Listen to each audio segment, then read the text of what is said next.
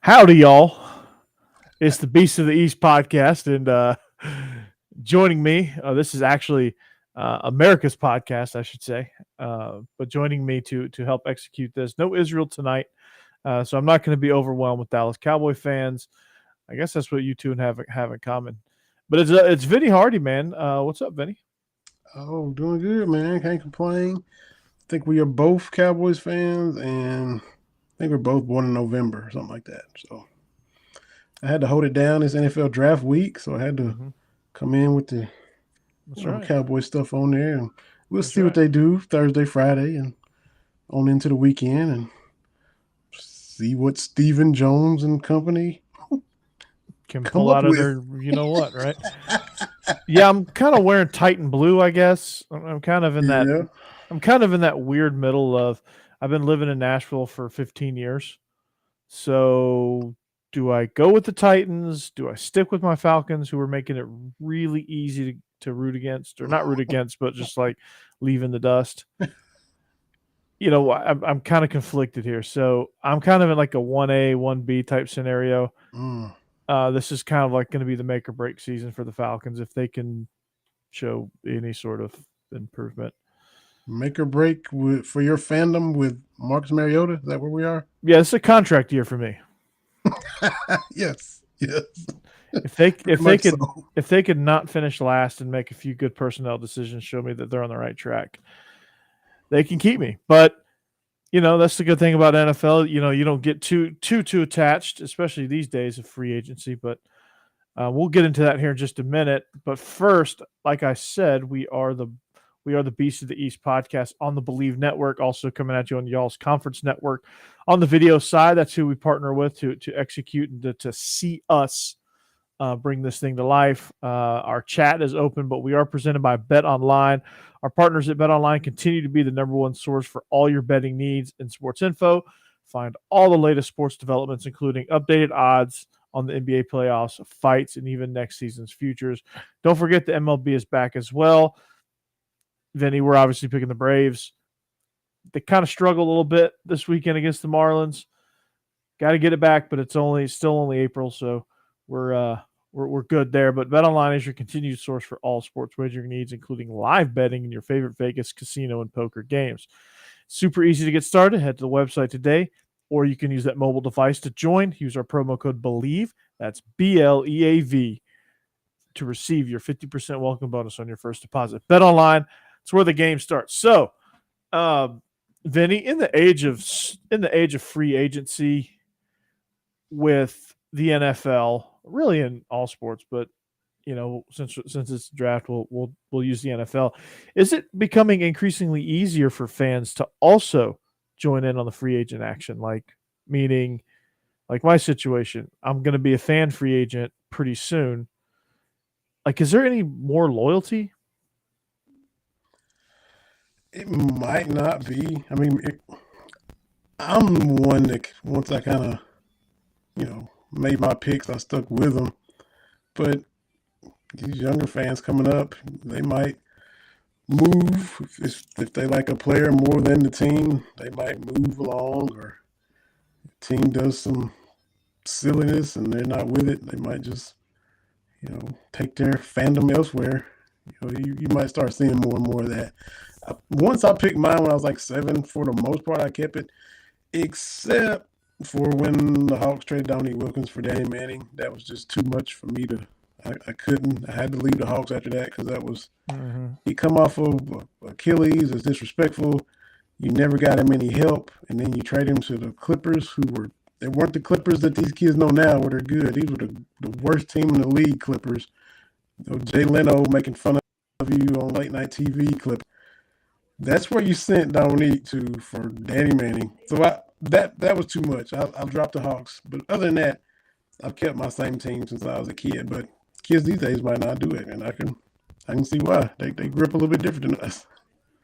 Yeah, I mean, I get it. Like, you know, you don't want to jump at the first sign of trouble. And trust me, if you consider yourself a Falcons fan or a Braves fan, if you're still a Braves fan today, you did not drop your team at the first sign of trouble. No, we there didn't. you know, we were spoiled in the 90s. I was a first grader when the Braves went to their first World Series. So like that was my knowledge of the Braves. So I was a very spoiled Braves fan.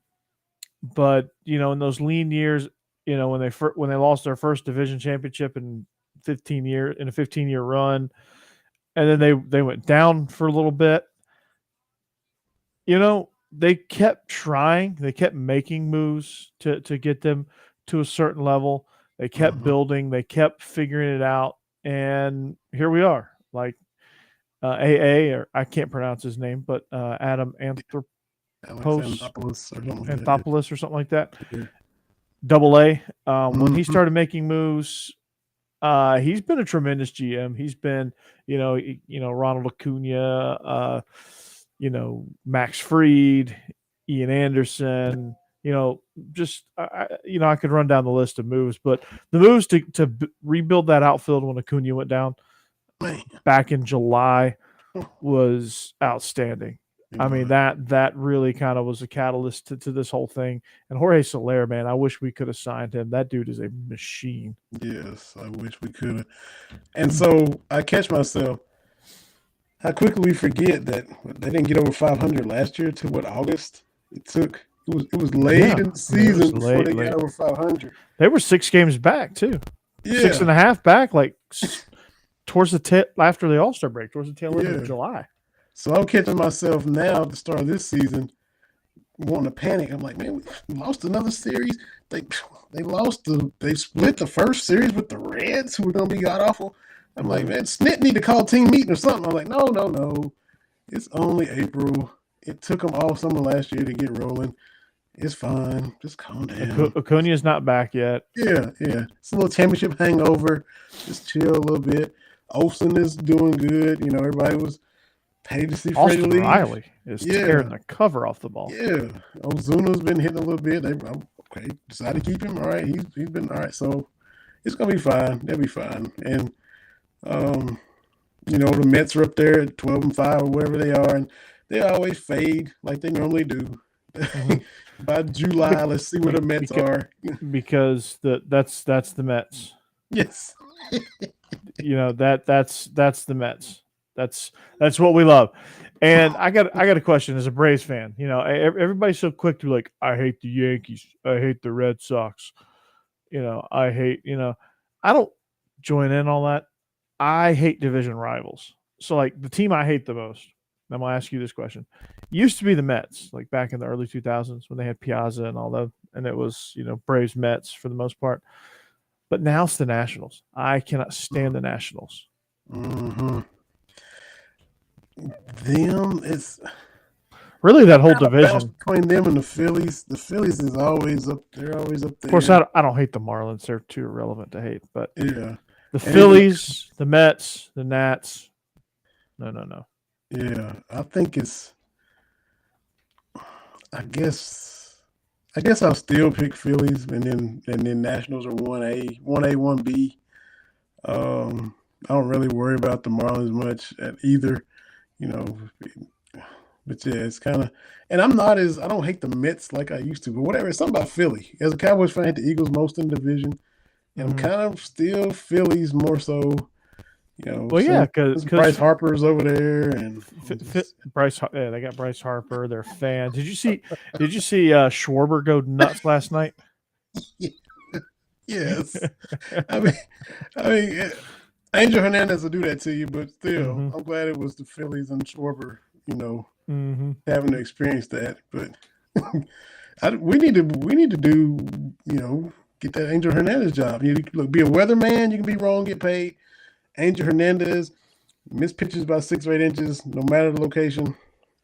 Year after year, there he is getting checks. I know. It takes a lot of abuse, though. So I don't know. He does. He takes a lot of abuse. Now, I want to get a ruling on the Dodgers because I don't hate the Dodgers. I probably should, but I don't hate the Dodgers. It's kind of like Georgia and Alabama. Like I don't hate Alabama like most people think I should, because it's a fun rivalry. You know, the two teams don't hate each other. They do when they play against each other, but it's like a healthy rivalry. You only play them 7 times a year. What already went out there.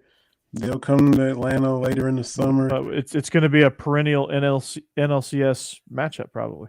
Yeah, well, I guess will Freddie get his ring when he comes back to Atlanta? Yeah. Is that when they're gonna? Mm-hmm.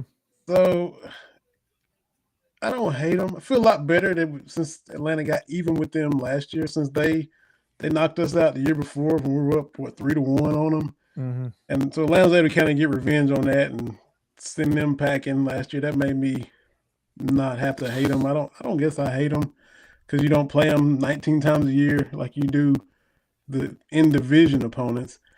But you know, Kenley Jansen is now over here with the Braves, so they've kind of done some swapping of players, and you know, don't see them enough to hate them. But come October, it'll be, you know, if they face each other, it'll be.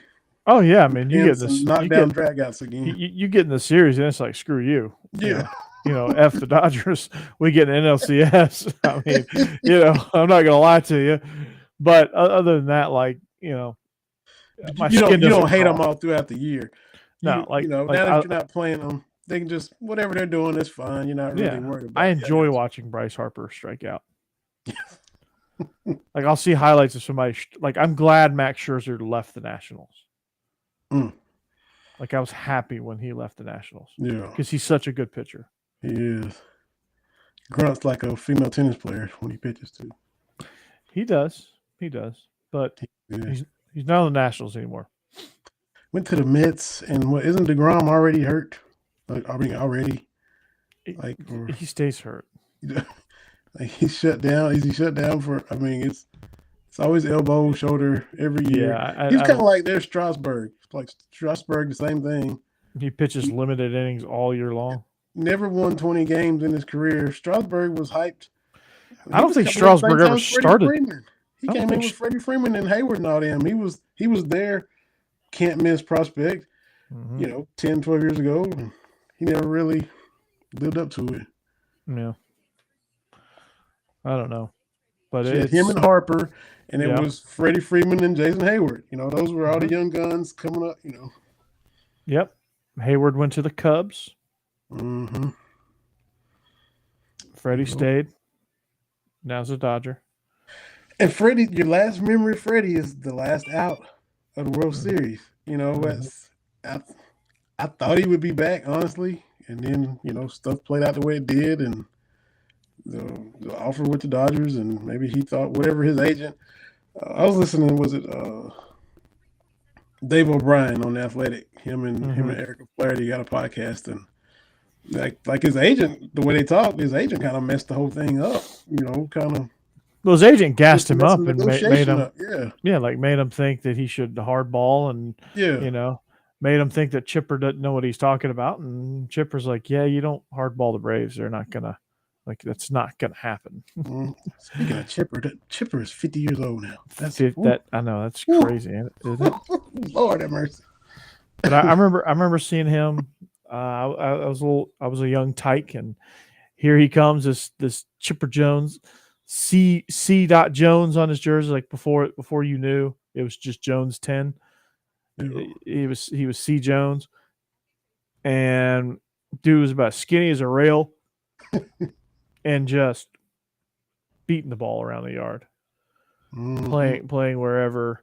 Never would have thought watching him play that he would have turned into the player he turned into. And my God, like he's incredible. Yeah, switch hitter, kicking it at third base. Just man, it's a legend. Yes, when you get like in New York, you have to be special to get booed. Like if you're irrelevant, you don't really get booed. Yo, you know what I mean? Yo, like they got on him. He ate them alive. He would wear them out, man. I know. He was just a Met killer, man. It was Shea Stadium was like it was home away from home for him, dude. He raked in that Couldn't park. get him out. Couldn't get him out. They had nobody. Even when they stole Glavin from us, they still like Glavin went up there and just turned into a regular dude. Yep. Sure did. He turned it. Glavin would throw those 88-mile-an-hour, but he'd paint the corners. Mm-hmm. Like he didn't throw a hittable pitch. Nope. Like you couldn't barrel up. It was rare that you barreled up a Tom Glavin pitch. Mm-hmm. And all of a sudden he gets to New York and everybody is just taking him yard, and his ERA was triple digits. I mean, Jesus. But he had to go, right? Because he's the player rep. He had to take the contract. Mm-hmm. Right. Like he was kind of forced into that. The Mets offered him the biggest contract, and that's what he had to do. Yeah. If he wasn't player rep, I don't think he would have taken it. Yeah. He was just still play golf and been part of the greatest rotation. He wouldn't. That's right. Him and Maddox. Mm-hmm. Maddox, God. Maddox cracks me up, man. Like he's like, yeah, I don't. People never had to tip my pitches or communicate. It's like, I'll just tell you what I'm throwing. It's a split finger, and you're not going to hit it. It's an 89-mile-an-hour split finger, and you're not going to hit it. Yeah, and that two-seamer to lefties where he looks like he's going to hit him in the waist, and then it bends back and catches the corner, man. Just every time, man. Just nasty. Like, precise. Just man. pure filth, man. Yeah. Just pure filth. So looking like but anyway, professor. Yes, man, it's a thing of beauty. So we'll leave your baseball talk on that because Right. you can't top Greg Maddux, right? No. So NFL draft, man, are you excited? Somewhat. I mean, as far as like the lead up, I kind of. But then when it comes on, that first round, I'm like, okay, cool, here we go. Let's see, because all the talking after a while, I just kind of whatever. Let's see what happens. All the predictions are done. Let's see what happens. And always once you finally get to it, then I'm kind of excited. I'm kind of like now tuning everybody out because I've heard enough. And come Thursday evening, let's go. Yeah, I'm trying to figure out who's going where, who's going to take quarterbacks, things like that. I mean, I'm curious because it's going to affect Baker Mayfield. It's going to affect Jimmy Garoppolo, some of the receiver selections. Where does Pickens end up? How's it going to affect Jarvis Landry, who's still out there? He's the number one receiver on the board, still unsigned. Melvin Gordon's still out there unsigned. How's the draft going to affect where he lands? And then, of course, I mean, there's a couple of Bulldogs in this one, right? Yeah. Speaking of, I mean, I was looking at blogging with the boys from their predictions from my Cowboys point of view, and they were predicting second round pick, 41st pick in the draft. They were speaking about former dog George Pickens. Amari Cooper's gone.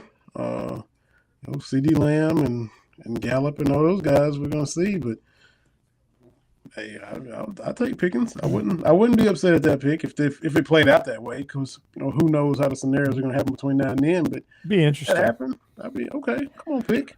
It wouldn't surprise me that Pickens would fall to 41st, but it also wouldn't surprise me that there's a huge run on receivers and some team panic picks him at like 20. Mm-hmm. That wouldn't surprise me either. Because there's 10 really good wide receivers, and they all could possibly go in the first round. Mm-hmm. The two guys, Garrett Wilson and Chris Olave from Ohio State. Obviously, those two are the best. But you got some SEC guys. You got Treylon Burks. You've got George Pickens. You've got Wan'Dale Robinson, who's in the mix, and I'm sure I'm leaving out somebody, but. Outside the conference, at Drake London, you have I'm trying to think off the top of my head. Dude from LSU. Yeah, Butte? I think Kenyon Butte? Yeah, I think he. I thought. What? I'm gonna look at this list, Vinny. I'm gonna quit screwing it up. I'm gonna look at this list. But yeah, I mean, you got lots of good receivers that I'm pretty sure there's going to be a run on because, like, what quarterback are you going to pick first round? Honestly, Not this year. yeah, I'm not touching that. You know, um, the biggest debate is what's going to happen with Jacksonville. Who do they take? You know, Trevon Walker, Aiden Hutchinson. They're looking defensive line. Sauce Gardner, where does he fit in? Kayvon Thibodeau, Malik Willis. Does Malik Willis go number 2 to the Lions? I think that would be foolish. When I think you get some value at the quarterback position, or you may even be able to just sign somebody, and just wait till next year. But, build up your defense, build up your other positions. That would be the prudent thing to do. I mean, you could draft, like if I'm the Lions, I could draft Sam Howell. If I'm going to develop a guy, I mean, draft a project, spend your first round talent on somebody like Sauce Gardner, who pretty sure didn't give up a touchdown. So you roll with Goff until Howell gets ready? I mean, you're the Lions, dude. You're picking at number 2 every single year. What do you have to lose? Yeah, I mean, guess what happens if teams can't score on you? It's hard to win when you can't score. Mm-hmm. And if you have Sauce Gardner out there, I mean, you're giving your defense pretty good shot at. I mean, their front seven's not horrible. They were in a lot of games last year too. They play hard. Baltimore had to kick a 70-yard field goal to beat them. So, I know. There were a lot of games like that for them. Maybe their back end, their way. Their back four let them down a good bit. Mm-hmm. Goff is not the answer, but I don't think he's the problem either. Mm. Like I think you can survive another year with Goff. Mm. It's not ideal, and if there was a better quarterback, I mean, I think Malik Willis is going to be a good quarterback. I just don't think he's the number 2 overall prospect. I think you can get better value at 2. If you want to pick Malik Willis, trade back. Mm. Don't pick him at 2. Right. Like, trade back with the Panthers. Like, if you pick him at 6, that's okay. I mean, I know that's a difference in 4 spots, but like, Sauce Gardner ain't going to be there at 6. Get a lineman, get somebody that can protect, get somebody that can, I don't know. I hope the Cowboys get some linemen too, because that O-line ain't what it used to be, even though it's still got a good reputation. It's been declining for some years, so it has been. Address that. Yeah, like the Texans. Who do they get? They got 2 first rounders, 3 and 13. Do they? I mean, obviously they need offensive line help. They need wide receiver help. They need some weapons for Davis Mills. Mm-hmm. Like Davis Mills was drafted in the 3rd round last year for the Texans. Solid player out of Stanford. Has had a tremendous finish to the season. Didn't start off all that hot, but had a tremendous finish. They need to build weapons around him. They need to be able to protect him. But also, again, Derek Stingley sitting there, it's awful tempting. Mm-hmm. It's awful tempting. And for damn sure, if Sauce Gardner's sitting there at 3, like I'm racing to the podium. Like I'm not even taking time. I'm not even letting time elapse from the clock. I'm racing to the podium. I'm building a paper airplane with his name on it and throwing it at the commissioner. The Texans are on the pick is in. pick is in. Yeah. I mean, Christ. I'm not so sure the Jaguars shouldn't pick Sauce Williams with their first pick. Just pushing Goodell out the way to announce it themselves. We picked Gardner. Okay, you could say it. Like, I mean, come on. Yeah. Ekwonu, guaranteed I butchered that. But NC State's offensive tackle, he's going to be there. Tackles are hard to come by. Mm-hmm. Not a bad deal. Charles Cross from Mississippi State. He's in the mix. He's going to be a top 10 guy. The Giants seem to be a good fit for him. Evan Neal on the defensive front. Trayvon Walker, if he's still there. Kayvon Thibodeau, if he's still there as an edge rusher. Mm-hmm. I think when you look at Garrett Wilson, Chris Olave, some of the teams will need wide receiver help like the Jets could pick Drake London. Unless they Or get Debo. yeah, or they might trade for Tebow. Who knows? He wants up out of there. Yeah. Like I know the team picking at number 8, the Atlanta Falcons, could use a number 1 receiver. You know who their number 1 receiver is right now? If you get Ridley? this, oh no. Ridley is suspended for a year. Oh well, and he's probably no longer ever going to be a Falcon ever again. He's probably still the number 1 receiver. They're going to release him. They're going to release him. So no, I don't consider him as a part of the roster. Oh, okay. Well, yeah, he's going to get released. Okay. Let's just. Okay. They owe him too much money to release him right now. They're going to let him be suspended for a year, and then they're going to release him, I bet, or trade him. So okay, since you don't consider him part of the roster, who's the number 1? Yeah. Olamide Zaccheaus. Oh yeah. You got no worries, nothing to worry about. You should go into the season confident with him as your number 1 receiver. So Olave's there, no brainer for the Falcons, right? Number 9, Cal Pitts in year 2. What's he gonna do? Well, if he gets Chris Olave, he might be able to do more than. Yeah. I mean, he can't be the only weapon. Mm-hmm. He's at the end of the day, he's still a tight end. Yeah. Like, if everything else around Travis Kelce evaporated, the Chiefs wouldn't be what they are, even though Travis Kelce is the best tight end in the game. So, yeah. What are you hearing about the Cowboys? Besides receiver, George, in the second round, what are you hearing first round? Are they going obviously defense? Like, what if Jordan Davis is sitting there? Wow. Do they go Jordan Davis? What if they could use some interior help? What if there's a guard sitting there? I would hope they take the guard. I saw projections for K Mays in the late rounds. What if Chucky Cross is sitting there?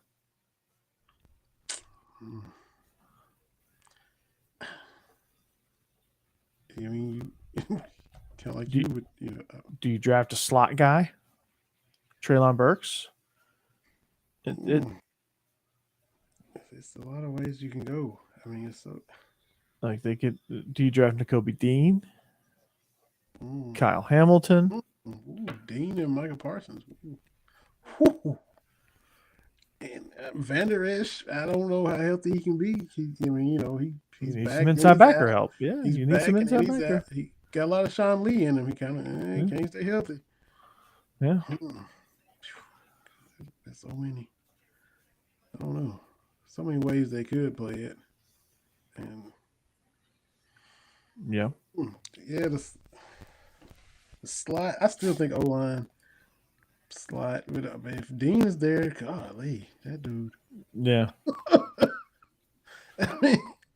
I think Nakobe Dean will be there. Him and Parsons just hunting. Ooh, goodness gracious. Now the knock on Dean is he's too small. Does that worry you a bit? No, I wouldn't. Do you go up and get Jameson Williams? Oh.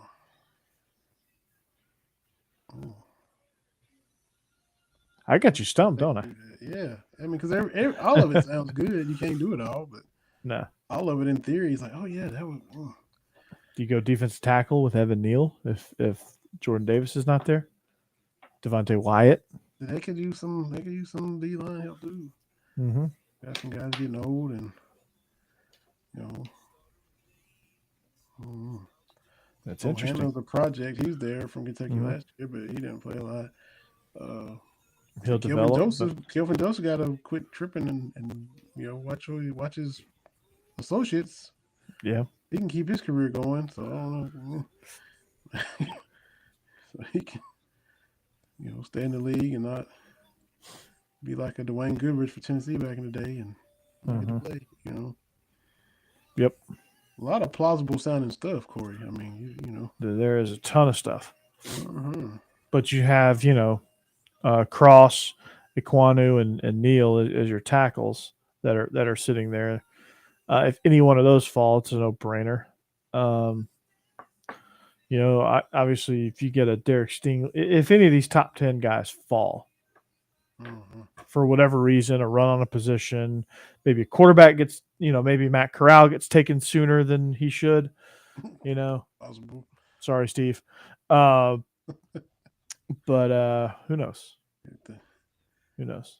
Niners panic and grab him or something. Get yet another quarterback. We like Kenny Pickett this year, so we're gonna trade. We're gonna have the richest quarterback room.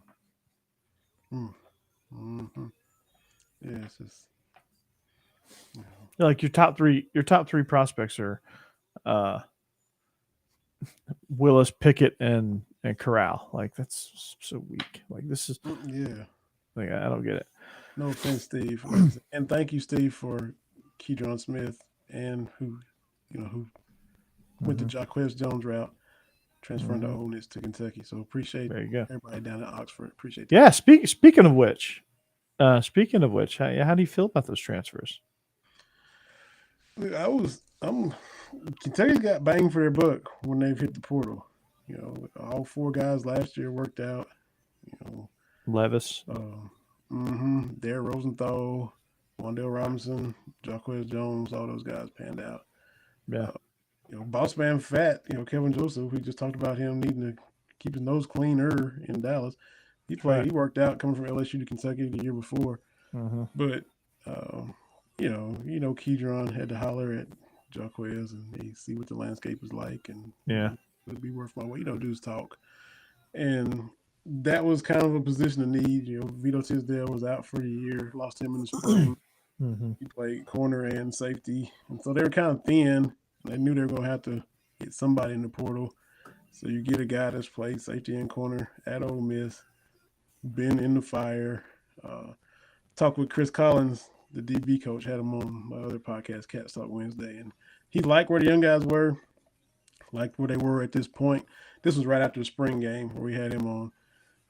Liked how some of them were stepping up. He kept talking about putting their hand to the fire and getting burned. And what it's like, getting reps and getting experience. But bringing this dude in who's already battle tested is definitely gonna help. Even though you got your Andrew Phillips coming along, Carrington Valentine coming along, put him back there with Tyrell Asian, who's an old veteran, old graybeard compared to these young guys, and kind of not be so thin because they were thin back there, and so this is a big get for them. Yeah, that's Thanks, good. Steve. Appreciate y'all. Appreciate it, Steve. Yeah. So on the basketball front, and I'll get back to football here in just a minute, but on the basketball front, Georgia's racking up, man. We got from Oklahoma State, Matthew Alexander Moncrief. We were able to get Terry Roberts.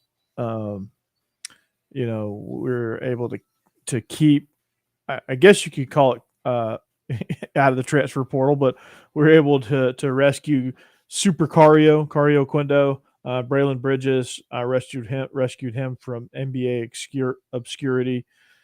I think this team is, Jabari Abdur-Rahim, I think coming over from Vanderbilt, maybe.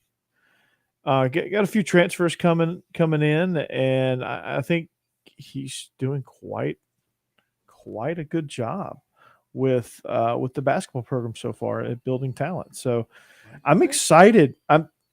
This is crazy, man. Like I am excited. Excited, mark my words. Excited to watch basketball now. Wow. So I cannot wait. I know, can you believe that? I cannot wait.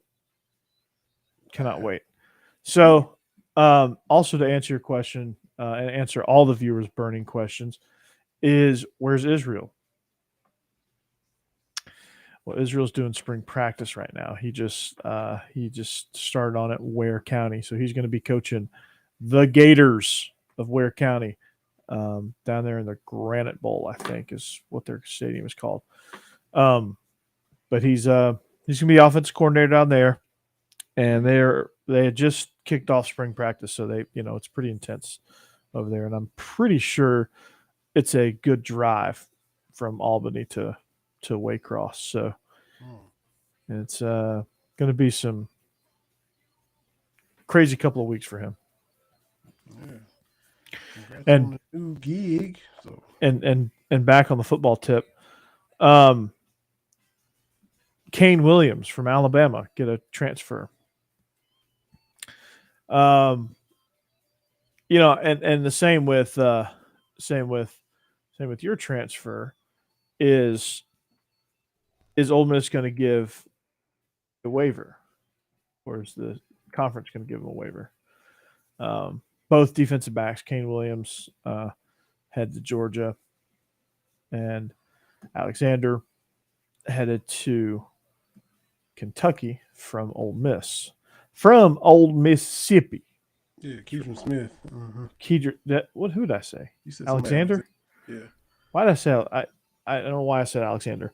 I saw. I got my eyes kind of got away from me there for a second. No, Keidron Smith. You're right. I keep wanting to call him Keidron Alexander because that name just rolls off the tongue. Is he going to get a waiver?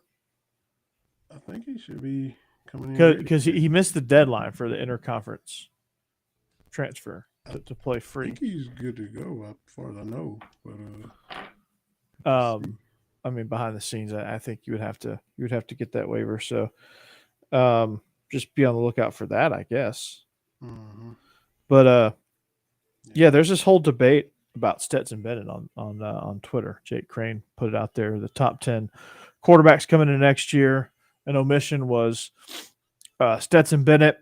How does the Kentucky fan view Stetson Bennett?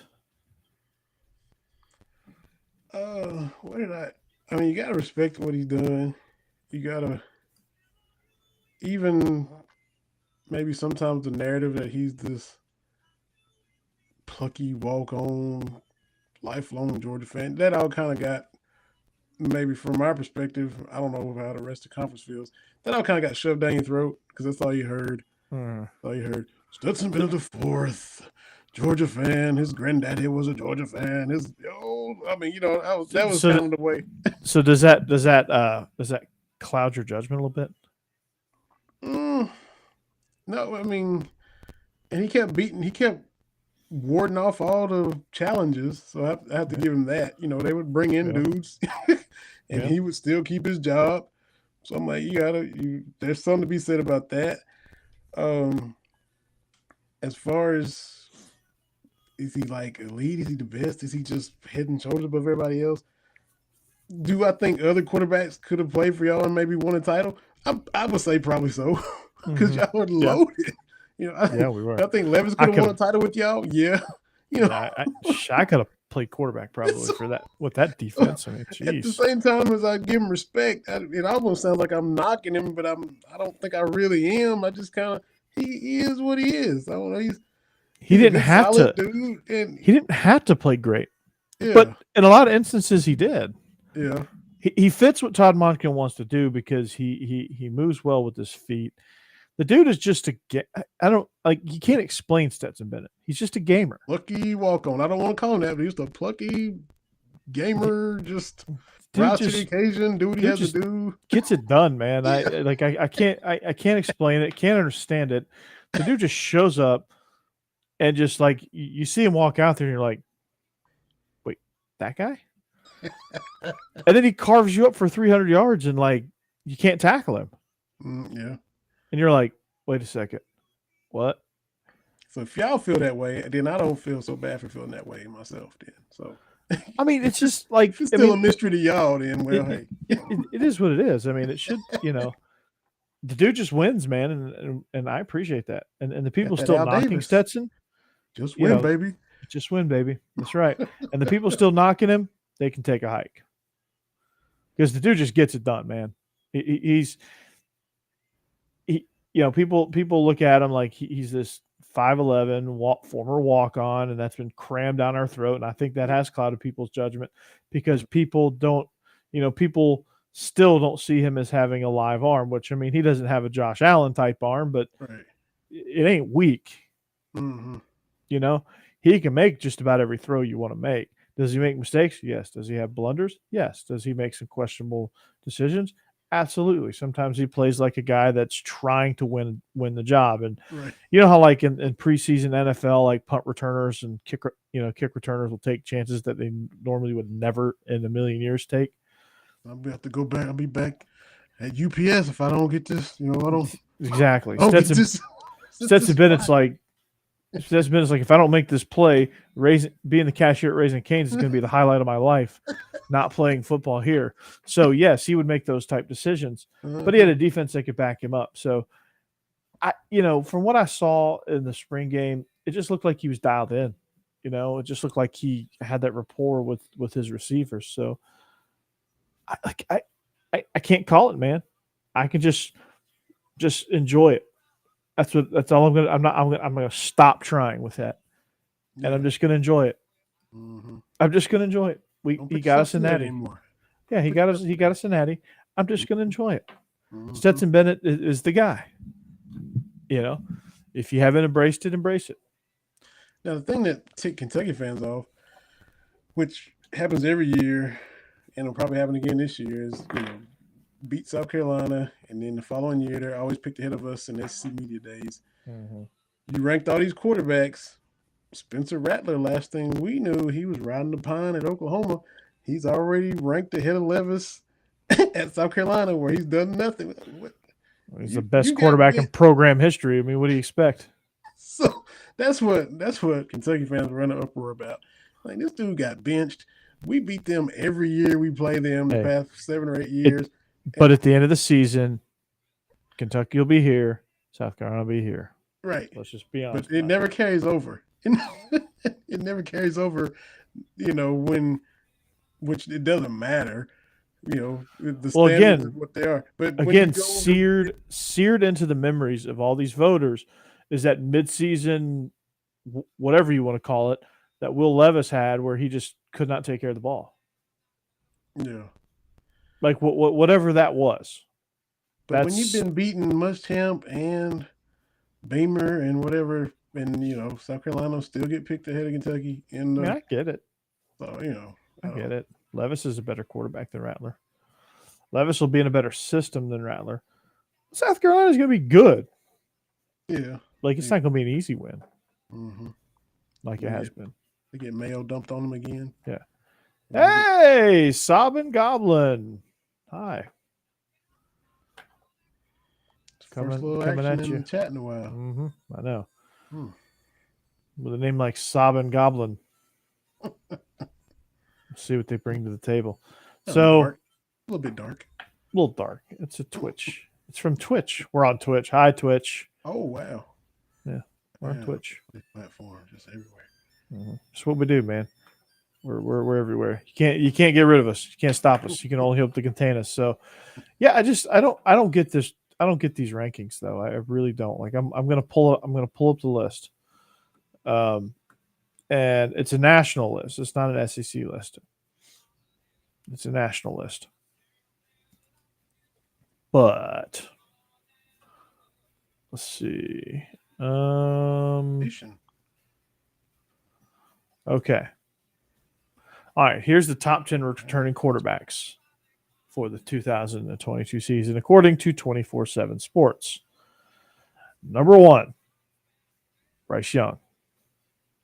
That's fair. Number 2, C.J. Stroud. Number 3, Mr. Perfection himself, Caleb Williams. Number 4, Sam Hartman from Wake Forest. Number 5, Tyler Van Dyke. Number 6, Spencer Rattler. Number 7, Brendan Armstrong from Virginia. Number 8, Dylan Gabriel. Number 9, Cameron Rising. And number 10, Grayson McCall. From 6 through 10, it's an iffy list. Hooker's not on there. Bennett's not on there. Levis is not on there. I'm trying to think of any other quarterbacks. Bo Nix, who's going to be. He's not on there. Maybe he should be. I don't know. Do you put Graham Mertz on the list? Do you put, is he somebody at Wisconsin that's pretty good? Dylan Gabriel, I don't know if he gets the nod because it's Oklahoma. I do like Cameron Rising. I do like Grayson McCall. I do think both of those guys are deserving. Cameron Rising, what he did at Utah was just scary. Mm-hmm. But Rattler, Brennan, and Gabriel, I'll see it, man. Mm-hmm. Like, you got the wrong SEC guy at 6. I mean, I think you flip a coin, Levis, Bennett, or Hooker. I might even give the nod to Hooker, believe it or not. Yeah, Hooker's good, man. Surprised me, man. He surprised me. We saw him played him in the Belk Bowl, play Virginia Tech, and wasn't nothing special. When he came into the Piper system and picked it up, kicked what's his name? Who was Joe? Who was a dude from Michigan that was supposed to be the man? McNamara? Oh, Milton. Yeah, kicked Milton to the. I was about to say Mixon. I was like, it ain't Mixon, Milton. Milton. Oh, Milton. Kicked Joe Milton to the curb, and oh boy, they lit it up. So yeah, you got to give him his props. And as far as returning guys in the SEC, he's got to be top half of the league, top third, whatever we're going to put him. Exactly. So Sobbing Goblin, real quick. She's been going to streamers, small amount of viewers, give them a message. Found you guys seem cool. I say you're absolutely amazing. You're going to do amazing things as long as you never give up on yourself. And if you need someone to tell you that they believe in you, I believe you, even if I don't know you. Hope your day is amazing because you deserve it. Inspiration and motivation from Sobbing. Wow. That's probably the nicest thing that's ever been said on a podcast chat from an anonymous source. Well done. Bravo. Man, whoever gets George Pickens is going to get their Steeler watching his film. I see why teams think he's top 3 receiver in this draft. Yes, because he's tall, he's fast, he's extremely physical, and he can twist and turn and contort his body. The dude is special. The dude is a slightly less healthy version of James. Well, I don't know at this point. They both will have ACL histories. So him and Jameson Williams are kind of the same dude. Williams might be a little bit more polished route runner. That's about the only thing I think the difference is. And it's crazy, but the Alabama guys kind of get showcased a little bit more than Georgia. Just they'll still smashing everybody with the eye, and everybody that sees Alabama sees the highlights of them hitting slants and just taking them to the house, and that kind of perception-wise gives them a little more mustard. But you also see George Pickens making these like ridiculous jumping catches where, and he wasn't against Alabama. He just caught the back nose of the football. He just caught fingers on the nose, just like that, diving forward, all that stuff. Yes, yes, he did. But George is no longer ground and pound, or like I used to call it, grunt and punt. They're opening up a little bit, which is good. I think Kirby's starting to realize that now.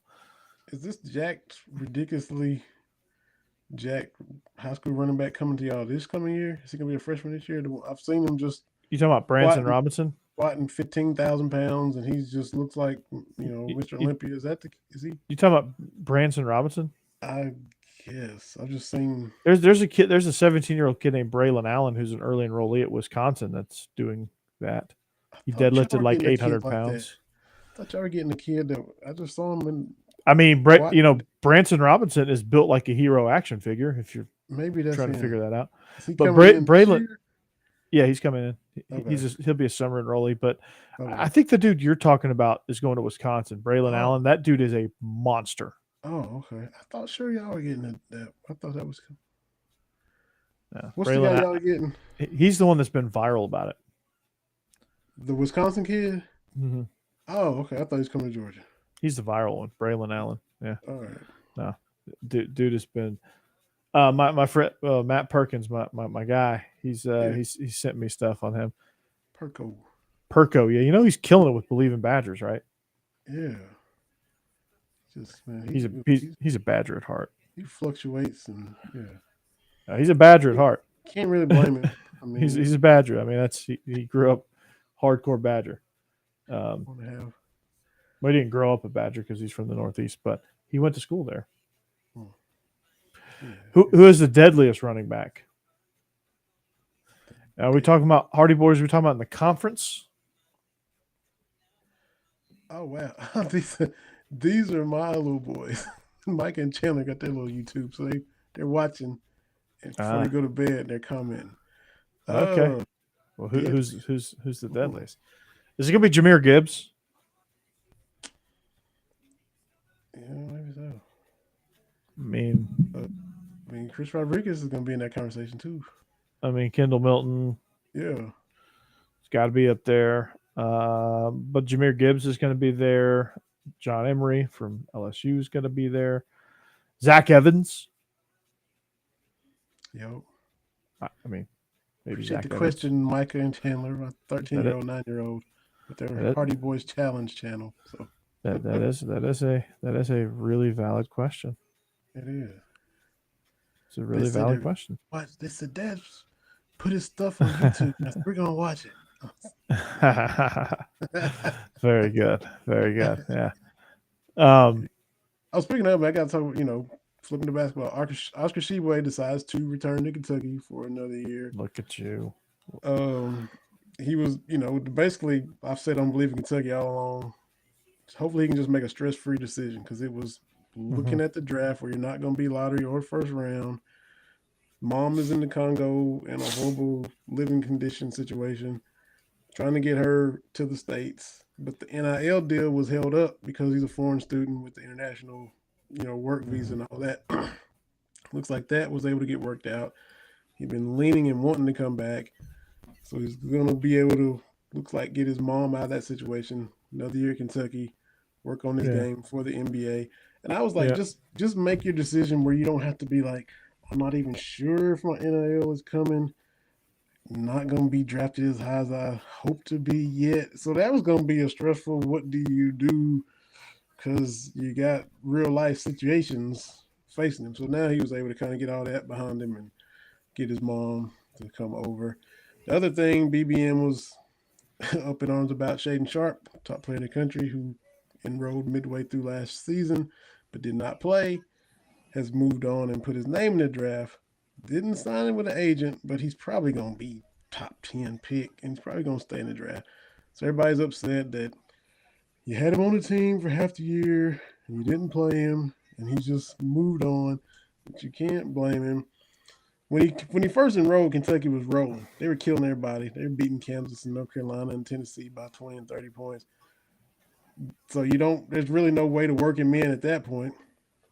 Then everybody gets injured toward the end of the season, and you lose to Frank Peters in the first round. It's like, is it fair to throw him out there now? So it was kind of it was just a tough situation. Sounded like his mentor is the one that shut it down as far as him not playing. His parents wanted him to play, which I'm like, if you're the parents, overrule the mentor. The kid wanted to play, the parents wanted to play. But it was just a weird situation. Well, I doubt he comes back because he's probably going to hear what he wants to hear from the NBA. So you had Oscar Tshiebwe. If he gets picked in the top 10, I don't blame him. Yeah, I'm sure that's what the feedback is going to be. So, you want to know what the good news is? Yeah. You're still Kentucky. True. The name on the front of the jersey still has power to it. Yeah. Mm-hmm. It ain't like this was Ole Miss losing probably the best player they've ever had in their entire existence. Right. Like that'd be like if Georgia got Anthony Edwards halfway through the year, didn't play him, he goes on to be the number 1 overall pick. Yeah. Like the best player you've ever had outside of this man named Dominique Wilkins. Mm-hmm. Yeah, maybe so. But it is what it is. Kentucky will get another one, I'm sure. That's it. Is it 2-2 with Minnesota and Memphis beating Anthony Edwards? Is it 2? Dude's making an impact. And Tom Crean only went to the NIT second round with him. Just saying. Just saying. Keeps it up. That could be his team more so than Carl Towns if it keeps going the way it's going too, because when they drafted number 1 overall, they knew it was going to be his team. Yeah, It's Edwards' team. Yeah, because Towns went number 1 too, but he's not really. Edwards is kind of. If Towns just settles into that number 2 role, mm-hmm. Towns could be a really good number 2. Yeah. But Edwards has got that star power. He's got that pizzazz. He's got that he's just put it on my shoulders. Yeah, and they should be up 3-1. He just takes it over and ignites the crowd. And Towns is just a remarkably solid basketball. Like he just plays at a high level all the time. Yeah. I don't see anything flashy with him. No. But he is extremely reliable, which is that's good ability. And they ought to be up 3-1 too, Corey. They should be. They choked away a 26-point lead in the first game in Minnesota. So that's right.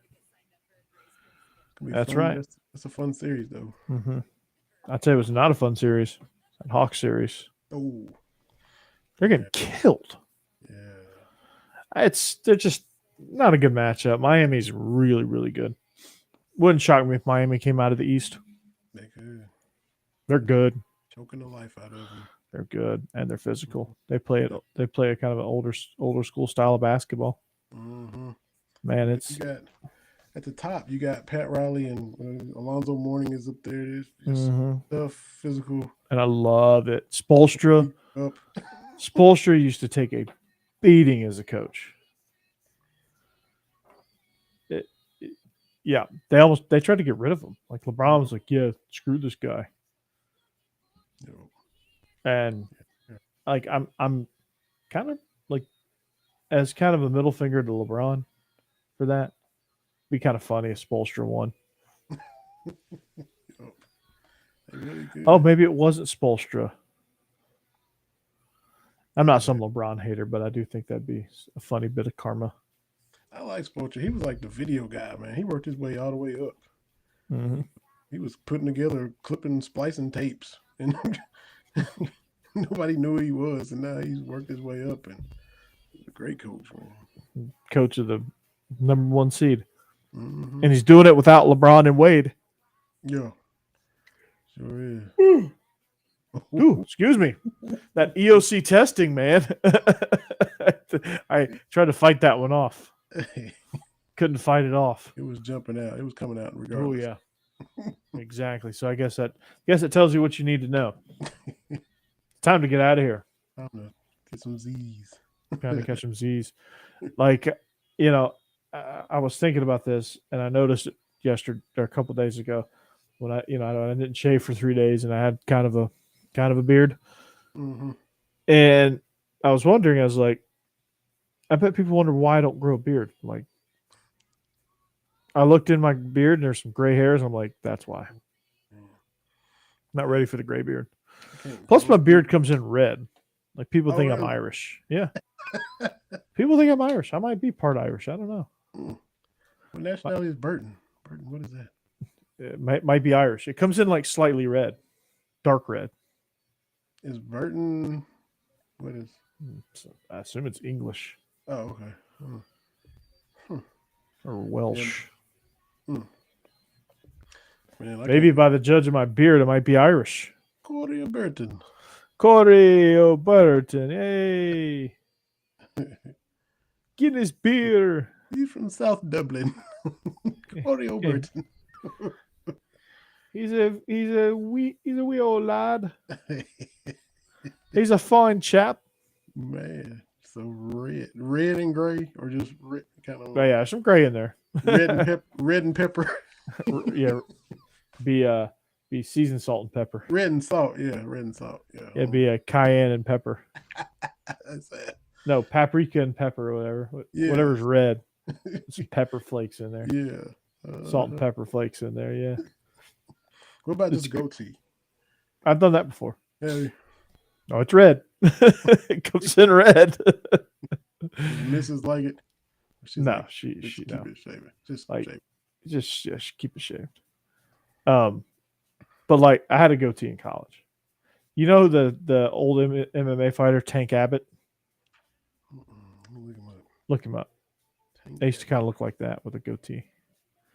Okay. I mean, I had the full on, like, I got to find a picture of it. I had the full on deal. Like, it was thick.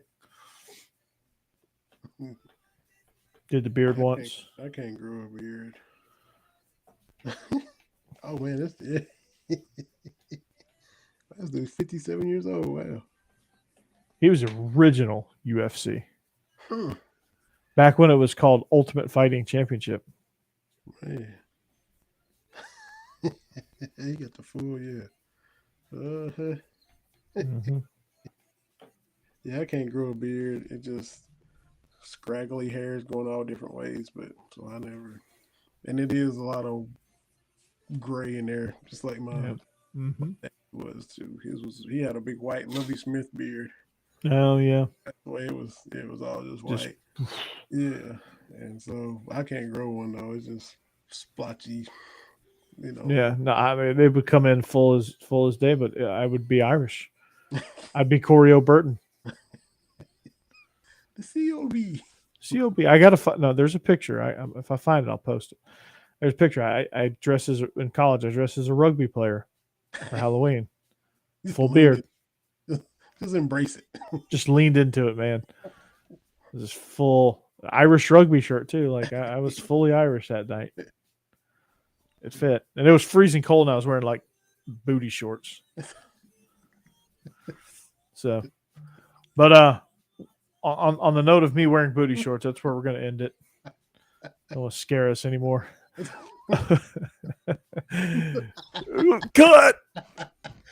Oh, but we are the BCD's podcast on the Bleav Network, coming at you on the Y'all's Conference Network on the video side of it, presented by Betonline.ag. Vinny and I thank you for joining us. However you found us, find us again, tell a friend, find us on social media. It's right on down there below.